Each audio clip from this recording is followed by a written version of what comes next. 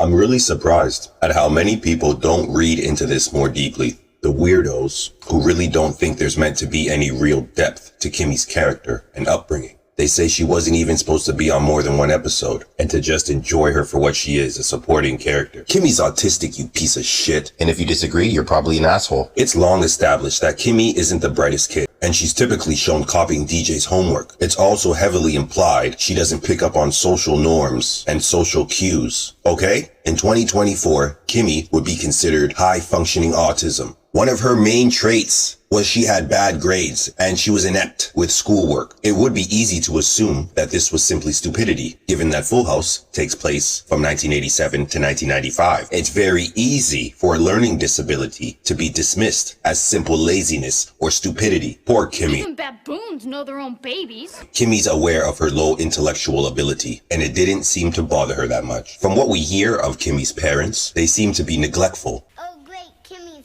bordering on abusive, so they probably wouldn't go out of their way to help her get tested for disabilities. Kimmy, I gotta save the batteries for later. Kimmy's brother Jimmy, introduced in the spin-off Fuller House, sheds light on Kimmy's troubled home life. Kimmy, you in here? No. Her parents' neglect and emotional abuse are evident in her desperation for attention and acceptance from the Tanners. It's my fault for letting myself get excited again. I was just hoping this time things would be different. Her parents never appeared. But as much as I've tried to deny it, this is what they were always like. And this is why I spent so much time at the Tanner house. You guys were my real family. And when she mentions them, it's always in a way that shows that they're not okay. She always says that her parents prefer her at DJ's rather than in her own house. I mouthed off to my mom and she grounded me. Because she grounded me here. Her lack of smarts could have something to do with this. Remember in Fuller House, when Fernando bought Kimmy's childhood home, she mentioned her parents sticking her and Jimmy there while they went on vacation? She was surely neglected. It's a little tart, just like you. Her parents just left her at the house without ever calling her. That explains why she's so awkward sometimes. She probably needed attention. She doesn't have basic manners, indicating neglect since forever. The clothes that her parents buy her, their fashion choices, are a form of emotional abuse. Jealous? You don't know me at all. Making her a target for ridicule and bullying. Also, her lack of smarts could have something to do with this. She mentions them in ways like, my parents told me they would pay for any vacation I go to, as long as it's without them. She was surely neglected. Her parents just left her at the house the whole time with never calling or anything.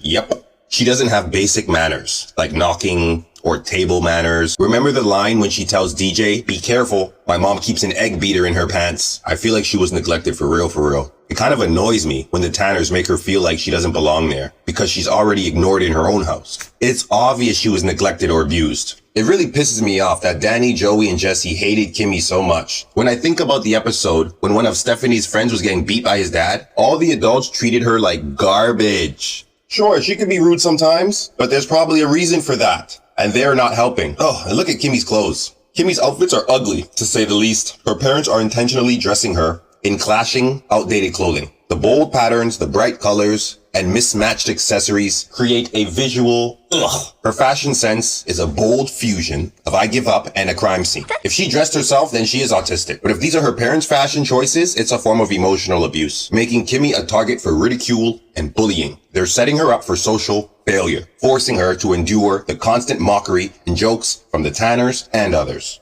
She's already dealing with a potentially troubled home life. Now she's forced to wear these embarrassing outfits, making her a laughingstock among her peers. It's a wonder she didn't kill herself.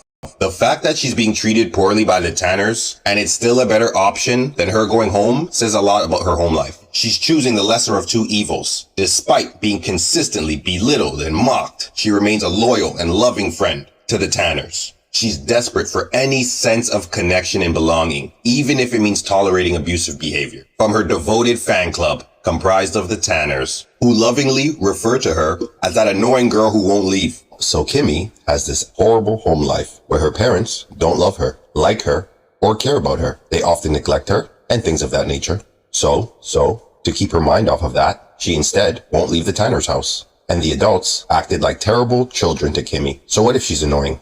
So's Joey. They never acted like adults to her. If she was disrespectful to them as adults, They could have said so and banned her from the house if she kept doing it. These fully grown adults had no idea what Kimmy was going through at her home. It's like Danny said, when Stephanie went to Gia's makeout party. The kids, who seem the least lovable, just means they need love the most. These niggas were rude as hell to Kimmy, and not one of them ever met her parents, who were not only neglecting her, but treating her and her brother like crap. It's just wrong. And DJ, that fat little bitch, was a terrible friend. The episode where Kimmy and DJ trade places is a rare glimpse into Kimmy's home life. And it's clear why she's not thriving in that environment. Every couple of seasons, DJ is a terrible friend. There's that time DJ planned her lame crap surprise party, so Kimmy left because DJ wouldn't let Kimmy's cool older friends have a little fun. Look at this lame party. Losers. I'd leave with Nina and Melissa too. And I'd also come back just to pick up my presents from the lame party that I ditched as well. And DJ never even apologized. Then there's the time with the school paper, when she had to beg DJ to give her a job on the paper. Then DJ took it away from her after she gave it to her. So Kimmy made her own newspaper about how much DJ sucks. DJ is very selfish. I genuinely felt bad for Kimmy during her birthday episode. She has feelings, but they made her out to be an ugly troll compared to DJ. All the guys wanted DJ, and Kimmy was left standing there with eggs on her face. DJ was supposed to be her closest friend, and she always cracked jokes on her. So did her whole family, called her bird legs. Boys she liked cracked jokes, that she was dumb. Plus all the jokes about her feet smelling. That's a running gag throughout the series. But when you think about it, it's actually a pretty cruel thing to constantly mock someone about their personal hygiene. It's no wonder Kimmy often seems desperate for attention and acceptance. She was a great friend, but DJ not so much. Like when DJ forgot her birthday and gave her a fucking hash brown birthday cake, like she's some comic relief with smelly feets. Stephanie is especially mean. There's the one episode where someone says something about a horoscope, and Stephanie says, "What's that, a telescope for looking at Kimmy's face?" An 8-year-old called a 12-year-old a whore on Full House. Check out my new column, Madame Kimmy's horoscope. Horoscope? What's that, Kimmy? A telescope that can only see your face? DJ embarrassed her at that college party when she was mingling and having a blast, and everyone was having a great time, except for DJ. Don't do this. Out of my way, Little Miss Perfect. Because DJ was jealous of her. Kimmy was a really great friend, and DJ almost ruined their friendship over it. I'm not sure if a lot of you remember this specific detail, but before she put holes in Stephanie's ears without Danny's approval, untrained, she knew she wasn't a professional, so she practiced on cold cuts. I'm a crack shot.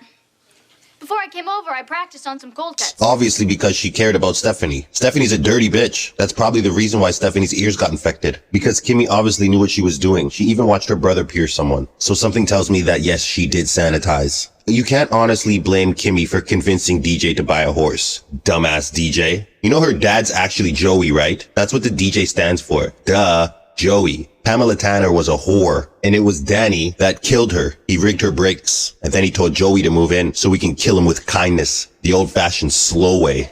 Marijuana is not a drug. I used to suck dick for coke. You ever suck some dick for marijuana? I didn't think so. Furthermore, in Fuller House, Kimmy has a successful party planning service, so she must have at least some intelligence. Underground funk hoe. You know those? What?